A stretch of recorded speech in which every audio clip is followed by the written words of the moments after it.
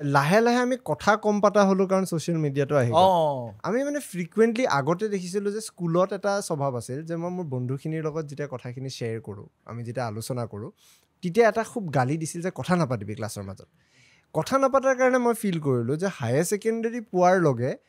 আমাৰ হয়তো স্কুলৰ 3টা ছেকশ্যন আছে মোৰ ক্লাছৰ মই সকলোৰ লগত কথা পাতিব নোৱাৰোঁ মানে মই অকল মোৰ চিলেক্টিভ বেষ্ট ফ্ৰেণ্ড কেইজনৰ লগতহে পাতোঁ যাৰ কাৰণে কি হয় মই স্কুলখন এৰি অহাৰ পিছত মই যদি মোৰ ফ্ৰেণ্ডজনক ক'ৰবাত দেখা পাওঁ তাৰ লগত মোৰ বেষ্ট ফ্ৰেণ্ড নাছিল সি মোৰ ক্লাছত পঢ়িছিল তাক মাতিবলৈ মোৰ দিগদাৰ লাগে কিয়নো আমাক সেই সৰুতে সেই যে নাপাতিবি বুলি ক'লে মই নাপাতি মই ক্ল'জ হৈ মই মোৰ ছ'চিয়েল মানে প্ৰেজেঞ্চটো বা মই মোৰ ছ'চিয়েল যি বিনছখিনিৰ লগত কথা পাতিব আছিল সেইটো ক্ৰমাৎ কমি গ'ল যাৰ কাৰণে আজিৰ তাৰিখত আমি ছ'চিয়েল এনজাইটিটো ফিল কৰোঁ চাগে নাজানো মই মোৰ একদম ফিল কৰি আছোঁ কিন্তু মই নিজৰ ক্ষেত্ৰৰ পৰা দেখিলোঁ যে এই পডকাষ্টৰ ফিল্ডখনত সোমোৱাৰ লগে লগে লাষ্ট 2-3টা বছৰত মই এতিয়া সাধাৰণ মানুহ এজনৰ লগতো এটা কনভাৰচেশ্যন ইনিচিয়েট কৰিব পাৰোঁ বা অচিনাকি মানুহ এজনে মোৰ লগত যেতিয়া কথা পাতে তেওঁ মোক অলৰেডি বহুত জানে বা তেওঁক মই নাজানো বাট মোৰ তেতিয়া ফিল হৈছে বা ইমান জানে তেওঁ আৰু মই ভালকৈ তেওঁৰ পৰা কথাখিনি জানো নেকি তেতিয়া মনটো ভাল লাগে মই তেতিয়া এটা বস্তু ডিছকাভাৰ কৰিলোঁ যে চাগে কথা পাতিলে আমি চাগে এনেকুৱা প্ৰব্লেমছ যিবিলাক ছল্ভ কৰিব পাৰি বা তোমাৰ সেইকাৰণে মই কওঁ যে বহুত মানুহৰ ছুইচাইডেল টেণ্ডেঞ্চি থাকে ৰাইট বহুত কিবা ভাবি আছে কথা পাতক কাৰোবাক কওক মানে এটলিষ্ট নিজৰ জীৱনটো হেৰি কৰাৰ আগতে শেষ কৰি দিয়াৰ আগতে আপুনি কথা পাতক কাৰণ এইটো বহুত প্ৰেচিয়াছ লাইফ হয় জীৱনটো বহুত মূল্যৱান জীৱন আপুনি বেলেগ নোৱাৰে বোলে একো কৰিব মন নাই বোলে চব চেছ মোৰ মায়া যাওক বৃদ্ধাশ্ৰম এখনত গৈ পিনে আপুনি গোটেই জীৱনতে সেৱা শুশ্ৰূষা কৰক নাই কি কোৱা হয় নাই এটা মানৱ জীৱন এটা ভগৱানে ইমান ধুনীয়া দিয়াত আহি আচ্ছা মই আৰু এটা কথা এড কৰি দিওঁ নেকি এইটো বহুত মানে এচেঞ্চিয়েল বস্তু এদিনাখন ৰাতি 3টামান বজাত মই নাইট ডিউটিত আছোঁ হা তাতে তোমাৰ এহাল মাক বাপেক আহিছে এগৰাকী ছোৱালী আহিছে ছোৱালীগৰাকী বয়স এৰাউণ্ড 13-14 মান হ'ব সৰু ছোৱালী আৰু তাই মোবাইল এটা চাই আহি আছে মাক বাপেক আহিছে বাপেকে কৈছে যে আপোনাৰ তাতে বাচ্ছাৰ ডক্টৰ আছে নেকি মই কৈছোঁ আছে মাতি দিব লাগিব অলপ বহক কিন্তু বেমাৰ এই নেকি অঁ বেমাৰ যেনটো লগা নাই চ' বেমাৰটো আছে চাব নেকি হিন্দীতে কৈছে আৰু বাপেকে মোবাইলটো টান মাৰি ল'লে মানে ছোৱালীজনীয়ে এনেকৈ এক ৰামফাচৰ বাপেকক ভাবিতে কেনেকুৱা লাগিছে তুমি দেউতাৰ গাত মহটো পৰিলে মাৰিব পাৰা নে ভয় লাগে এনেকৈ দিওঁ হয় নাই এনেকৈ দিওঁ বাপেকৰ ৰামফাচৰ তাৰপিছত মই আৰে কিয় কৰে বুলি কওঁতে মোক মাৰিব আহিছে ছোৱালীজনীয়ে মোক মানে ভাবা সেইজনী ছোৱালীৰ তাই দুখ নাই বেছি তাই ইনহিবিশ্যনটো নাই ভিতৰত ইনহিবিশ্যনটো এইটো কেতিয়া হয় কোৱাচোন কেতিয়া হয় যেতিয়া মানুহ এজনে ড্ৰাগছ খায় ডেইলি সদায় ড্ৰাগছ খায় ড্ৰাগছ নোপোৱা হ'ল কি কৰিলে মাকৰ কাণ কাটি কাণৰ হিৰল লৈ গুচি গ'ল কাণ কাটি বা মাকক ৰাতি মাৰি কি হ'ল ইনহিবিশ্যনটো নোহোৱা হৈ গ'ল কিয় নোহোৱা হ'ল কাৰণ ড্ৰাগছ খাওঁতে শৰীৰৰ ব্ৰেইনৰ ভিতৰত এনেকুৱা কিছুমান কেমিকেল সৃষ্টি হৈ গ'ল বা এনেকুৱা কিছুমান কেমিকেলৰ ডিমাণ্ড হ'ল যে সেইখিনি সময়ত ইনহিবিশ্যনটো নোহোৱা হৈ যায় ছেম বস্তু হৈ আছে এই স্ক্ৰীণ মোবাইলৰ স্ক্ৰীণ সেইকাৰণে মই তোমাৰ জৰিয়তে মই সকলো পিতৃ মাতৃক এটাই মানে অনুৰোধ কৰিব বিচাৰোঁ যে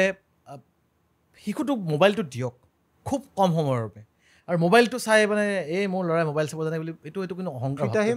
এইটো মানে অনৰ্থক এইটো যদি মই ফিতাহী মাৰিছে তেতিয়াহ'লে সেইটো মূৰ্খ মানুহ আৰু বাচ্ছাই যদি হৈছে মই আৰু মাক বাপেক মানে কি হয় এতিয়া ফ্ৰী হ'বৰ কাৰণে নিজৰ টাইম পাবৰ কাৰণে তোমাৰ বাচ্ছাক মোবাইল দি দিয়ে এইটো ভুল কাম কৰিব নালাগে এতিয়া মানে তোমাৰ মানে বহুত পেচেণ্ট হৈছে এতিয়া বহুত বাচ্ছা হৈছে ৰিচেণ্টলি এটা মই অলপ দীঘলীয়া কৰিছোঁ ৰিচেণ্টলি আৰু এটা মই খবৰ এটা পাইছোঁ এটা বাচ্ছাটোৰ বয়স 7 বছৰ বাচ্ছা জানা হ'ব লাগে সি পায়খানা কৰি শৌচখিনিৰ লগত খেলি থাকে য়েছ সি চাইকেল দেখিলে ভয় কৰে শুনা দালি দেখিলে ভয় কৰে দাইল সি খায় অকল ভাত আৰু পোৰা মাংস শুনা কাহিনীটো কেনে জানা মাক মানে হাজবেণ্ড ৱাইফৰ বিয়া হ'ল ৱাইফগৰাকী মাতৃ হ'ল সন্তান জন্ম হ'ল 6 মাহ বৰ ধুনীয়াকৈ যত্ন ল'লে হাজবেণ্ডটো বাহিৰত কাম কৰিব গুচি গ'ল হাজবেণ্ডো ঘৰত নাথাকে 6 মাহমান ঠিক ঠাক বাচ্ছাটো হেৰি কৰিলে 6 মাহৰ পিছত বাচ্ছাটোক কি কৰে মাকে মোবাইলটো হাতত দি মাকে বাহিৰত পাৰ্টিটো মাৰি থাকে আৰু বাচ্ছাটোক সেই বয়সৰ পৰাই এই পুৰা মাছ পুৰা মাংস আৰু ভাত খাই থাকে তাকো সেই খুৱাই থাকে বাচ্ছাটো মোবাইলটো দি থৈ দিয়ে